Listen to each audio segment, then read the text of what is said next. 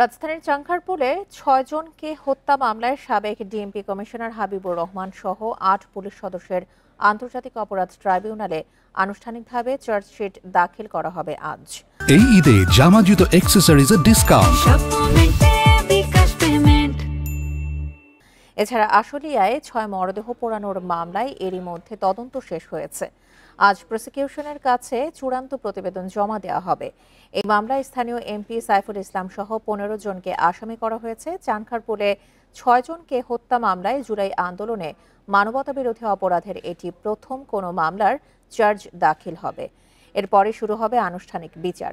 হাবিবুর রহমান ছাড়াও এই মামলার অন্য আসামিরা হলেন ডিএমপির সাবেক যুগ্ম কমিশনার সুদীপ কুমার চক্রবর্তী, রমনা জোনের সাবেক এডিসি শাহ আলম, মোহাম্মদ আক্তারুল ইসলাম ও এসি মোহাম্মদ ইমরুল, শাহবাগ থানার সাবেক পুলিশ পরিদর্শক আরশাদ হোসেন, কনস্টেবল সুজন, ইমাজ হোসেন ও নাসিরুল ইসলাম।